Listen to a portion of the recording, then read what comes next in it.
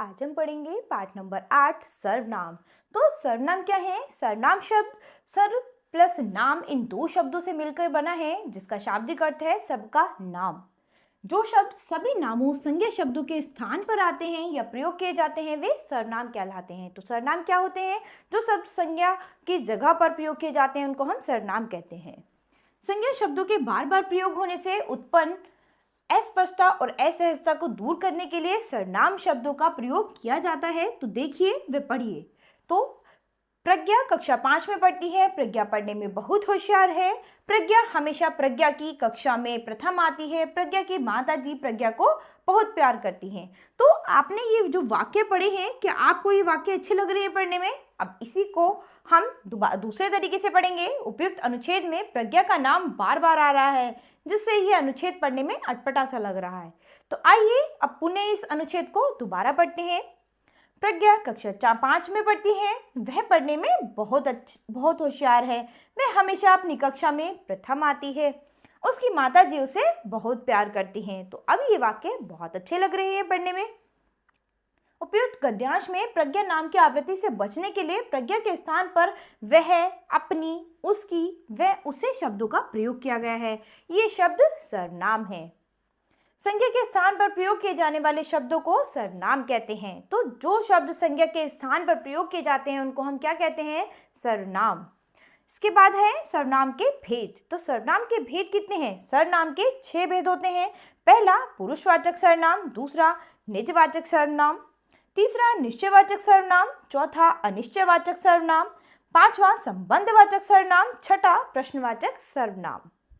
तो सबसे पहला है पुरुषवाचक सर्वनाम। जिन सर्वनाम शब्दों का प्रयोग बोलने वाला व्यक्ति जिस अपने लिए, सुनने वाले के लिए अथवा किसी अन्य व्यक्ति के लिए करता है उन्हें पुरुषवाचक सर्वनाम कहते हैं। जैसे मैं, हम, तू, तुम, वह, वे आदि। तो ये क्या है? पुरुषवाचक सर्वनाम। पुरुषवाचक सर्वनाम के 3 भेद होते हैं। सबसे पहला उत्तम पुरुषवाचक सर्वनाम, यानी बोलने वाला अगर अपने लिए जिन सर्वनाम शब्दों का प्रयोग करता है उन्हें उत्तम पुरुषवाचक सर्वनाम कहते हैं। यानी जब बोलने वाला अपने लिए कुछ सर्वनाम शब्दों का प्रयोग करेगा तो वो उत्तम वाचक सर्वनाम, पुरुषवाचक सर्वनाम होंगे। जैसे कि मैं, हम, मेरा, हमारा, हमें आदि। इसके बाद है मध्यम पुरुषवाचक सर्वनाम। सुनने वाला व्यक्ति के लिए जिन सर्वनामों का प्रयोग किया जाता है उन्हें मध्यम पुरुषवाचक सर्वनाम कहते हैं। जैसे तू, तुम, तेरा, तुम्हारा, आप, आपका आदि। इसके बाद है अन्य पुरुषवाचक सर्वनाम। बोलने वाला जिसके विषय में बातचीत करता है उसके लिए प्रयोग होने वाले सर्वनाम शब्दों को अन्य पुरुषवाचक सर्वनाम कहते हैं। जैसे वह, वे, उसका, उनका, उसे, उन्हें आदि। इसके बाद दूसरा सर्वनाम आता है आपका निजवाचक सर्वनाम। यानी जो सर्वनाम शब्द तीनों पुरुषों उत्तम, मध्यम और अन्य में निजत्व का बोध कराते हैं, यानी अपनेपन का बोध कराते हैं, उन्हें निजवाचक सर्वनाम कहते हैं। जैसे मैं अपने आप चला जाऊंगा। तो अपने आप यानी अपने खुद के बारे में बोध करा रहे हैं। तो अपने आप यहाँ पर क्या है? निजवाचक सर्वनाम। मैंने खुद ही यह घर सजाया है। तो खुद ही यहाँ पर क्या है? निजवाचक सर्वनाम। इसी तरह से तीसरा है निश्चयवाचक सर्वनाम।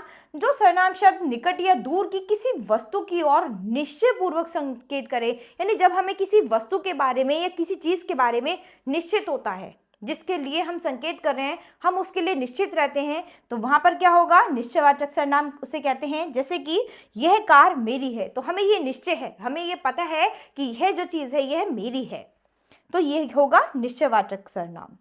वह मेरी घड़ी है। तो यह भी क्या होगा? निश्चयवाचक सर्वनाम, क्योंकि हमें पता है कि यह मेरा है। अनिश्चयवाचक सर्वनाम, यानी जिन सर्वनाम शब्दों से किसी निश्चित व्यक्ति या वस्तु का बोध नहीं होता उसे अनिश्चयवाचक सर्वनाम कहते हैं। जैसे कि दरवाजे पर कोई खड़ा है। तो कोई में हमें नहीं पता, हमें निश्चित नहीं है कौन है, तो इसीलिए यहाँ पर क्या होगा? अनिश्चयवाचक सर्वनाम। पानी में कुछ पड़ा है। क्या कुछ पड़ा है? नहीं पता। इसके बाद पांचवा है संबंधवाचक सर्वनाम। जो सर्वनाम शब्द किसी दूसरी संज्ञा या सर्वनाम से संबंध दिखाने के लिए प्रयुक्त हो उन्हें संबंधवाचक सर्वनाम कहते हैं। जैसे जहां चाह होती है वहां राह होती है। तो आपस में क्या कर रहे हैं? ये दोनों चीजें आपस में एक दूसरे के प्रति संबंध दिखा रहे हैं। जिसने जैसा किया उसने वैसा पाया।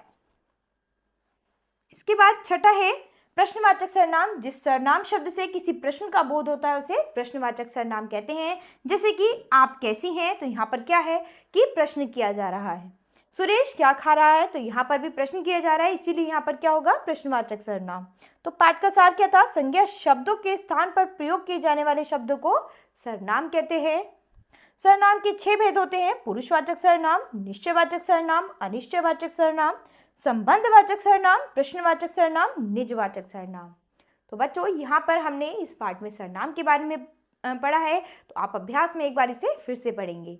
तो आशा करती हूँ आपको ये पाठ बहुत अच्छे से समझ आया होगा। तो अब हम अपनी नई क्लास में मिलेंगे अपने नए पाठ के साथ। धन्यवाद।